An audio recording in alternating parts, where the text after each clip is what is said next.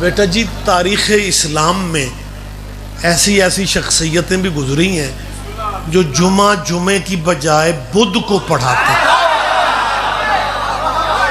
ہاں دیکھیں میں نے پہلے بھی کہا ہے میں ڈرائنگ روم میں باتیں نہیں کر رہا ہوں، میں اپنی بات کا ذمہ دار ہوں.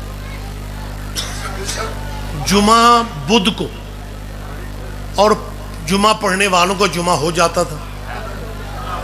میری آواز نہیں پہنچ رہی آپ تک؟ جمعہ بدھ کو پڑھایا گیا، پڑھنے والوں کا ہو گیا. جیسے ایک دینیات کا ٹیچر بچوں کو بتا رہا تھا کہ بیٹا وضو کے بغیر نماز نہیں ہوتی. ایک لڑکا اٹھ کے کھڑا ہو گیا، اس نے کہا سر جی ہو جاتی ہے، میں نے کل پڑھی ہے. اور یار مسکرانے کی راتیں ہیں، آپ آج بھی خوش نہیں ہو رہے. جس بندے نے شعبان میں خوش نہیں ہونا اللہ جانے اس نے کب ہونا ہے.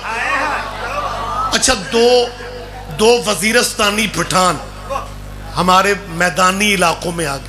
ہمارے علاقوں میں رواج ہے بس اسٹاپ پہ مسجدیں بنی ہوتی، وہ بس سے اترے اور مغرب کی جماعت ہو رہی تھی، نماز پڑھی اور باہر آ کے ایک دوسرے سے کہتے ہیں اگر وضو کے تکلف میں پڑ جاتے جماعت نکل جانی تھی. اور مسلمانوں بہت شکریہ بہت شکریہ. نہیں یہ حقیقت ہے یار. اور جمعہ بدھ کو ہو جاتا ہے. میں تاریخ اسلام کے بڑے بڑے چہرے بیٹا دکھا سکتا ہوں، میری بچوں سے گفتگو زیادہ ہے، یہ مستقبل ہے میرے ملک کا. وہ بچے اہل سنت کے ہیں، اہل حدیث کے ہیں، دیوبندی ہیں یا بریلوی ہیں، یہی کل کے جسٹس ہیں، یہی چیف جسٹس ہیں. تو انہیں ابھی سے ہم کلیئر کرنا چاہتے ہیں. تاریخ اسلام میں ایسے ایسے نامور لوگ بھی گزرے ہیں جو فجر کے 2 فرض پڑھانے کی بجائے 4 پڑھا کے پھر بھی نمازیوں سے پوچھتے تھے جے موڈ ہوئے تے ہور پڑھاواں. بہت شکریہ بہت شکریہ بہت شکریہ. میں ایک اپیل کرنا چاہ رہا ہوں. میں یہ وقت گزارنے کے لیے باتیں نہیں کر رہا، میں ایک لمحہ فکریہ ہے ملت کے جید مسلمانوں کے لیے. میرا لمحہ فکریہ ہے کہ اگر تاریخ اسلام میں جمعہ بدھ کو ہونے کی گنجائش مل جاتی ہے، اگر تاریخ اسلام میں فجر کے 2 فرضوں کی بجائے 4 پڑھائے جاتے ہیں، تو خدا کے لیے یار سوچو تو صحیح. درود میں حضرت ابراہیم کو راضی کر رہے ہو، کبھی درود میں باب آدم کو راضی کرو، وہ ابو البشر ہیں، بشریت کے بابا ہیں، خلیفۃ اللہ ہیں. کبھی درود اس طرح پڑھ لو اللہم صلی علی محمد وعلی آل محمد کما صلیت علی آدم وعلی آل آدم انک حمید مجید. پڑھو درود، تیرا مولوی تجھے کھا جائے گا، وہ کہے گا جاہل نہ بنو. آدم کی آل پہ درود نہیں ہو سکتا کیونکہ آدم کے بیٹوں میں ایک قاتل بھی تھا.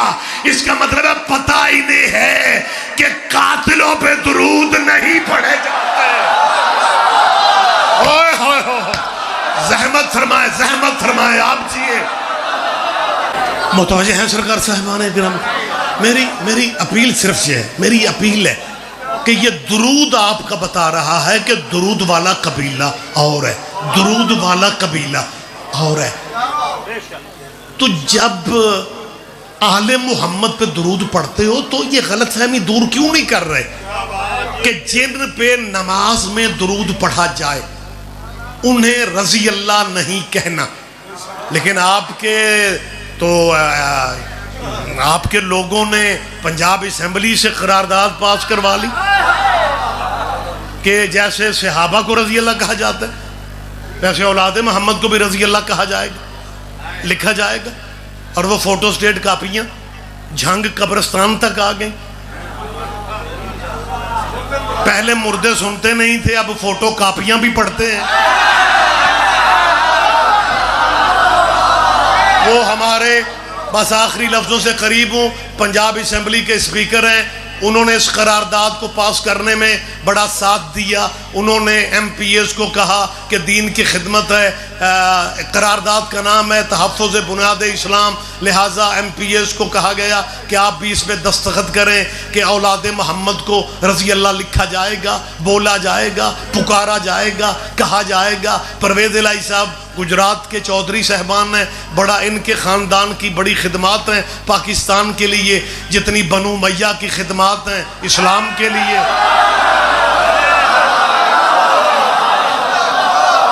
ہم اعتراف کرتے ہیں، ان خدمات کا ہم اعتراف کرتے ہیں، لیکن میں ایک بات پورے ملک میں پوچھتا پھر رہا ہوں، جناب پرویز الہی صاحب، آپ کا بیٹا مونس الہی جو ہے وہ گجرات سے MNA بھی ہے، کلین شیو ہے، ماڈرن بچہ ہے، وہ اگر خالی مونس الہی بھی لکھ لے تو گزارا ہو جاتا ہے، لیکن وہ چودھری پرویز الہی کا بیٹا ہے نا، لہذا پہلے چودھری لکھتا ہے پھر اپنا نام لکھتا ہے۔ کیوں جٹ بندے بھی بولیں گے اب تو چودھری کے بچے چودھری ہوتے ہیں، صلی اللہ کے بیٹے رضی اللہ بن جاتے ہیں۔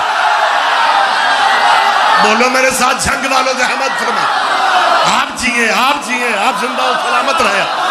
ہم صرف یہ چاہتے ہیں، جو بہت شکریہ، جو جس کا مقام ہے، بیٹھ جائے بیٹا بیٹھ جائے، جو جس کا مقام ہے اسے اس کا مقام دو۔ بس آخری بات کر کے ممبر میں حوالے کر رہا ہوں، رضی اللہ علیہ السلام کا تجھے فرق ہی سمجھ میں نہیں آ رہا۔ ممبر کوفہ پہ علی تھے، ایک بندے نے کہا کہ جی نبی کی حدیث ہمیں سمجھ میں نہیں آتی۔ علی نے کہا کون سی حدیث ہے؟ اس نے کہا جی رسول اللہ نے کہا ہے کہ کنت نبی و آدم بین الماء والطین، میں اس وقت بھی نبی تھا جب آدم مٹی اور پانی کے درمیان تھے، مٹی اور پانی والے پروسس میں تھے۔ علی فرماتے ہیں کیا سمجھنا چاہتے ہو؟ اس نے کہا جی سمجھنا یہ چاہتا ہوں جب اب آدم بھی نہیں تھا، آدمی بھی نہیں تھے، دنیا بنی نہیں تھی، حضور فرماتے ہیں میں نبی تھا جب تھا ہی کچھ نہیں، پھر حضور کہاں تھے، حضور رہے کہاں، حضور رہتے کہاں تھے؟ علی فرماتے ہیں سنو، اللہ نے اپنی قدرت کاملہ سے کچھ پردے بنائے، کچھ حجاب بنائے، ان حجابوں میں نبی کے نور کو رکھا، حجاب قدرت،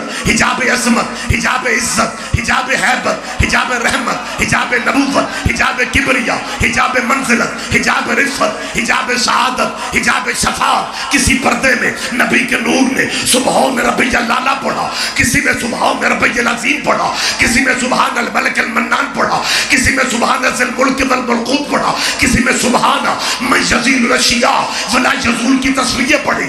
ان 12 پردوں میں جب تصویریں پڑھ چکے، اللہ نے اسی نور کے صدقے کچھ دریا خلق کیے، ان دریاؤں کی تہ میں اسے اترنے کا کہا۔ سب سے پہلے نبی کا نور دریا علم میں اترا، علم کے بعد دریا حلم میں اترا، حلم کے بعد دریا زہد میں اترا، زہد کے بعد دریا تقوی، تقوی کے بعد دریا خشیت، خشیت کے بعد دریا سیانت، سیانت کے بعد دریا عنابت، عنابت کے بعد دریا مزید، مزید کے بعد دریا صبر، صبر کے بعد دریا رضا، رضا کے بعد دریا وفا، وفا کے بعد دریا حیا، حتیٰ کہ 20 دریاؤں سے جب نبی کا نور باہر آ گیا، اللہ کی آواز آئی تو ہی مخلوق اول ہے، تو ہی مخلوق اول ہے، تو ہی ختم الرسل ہے۔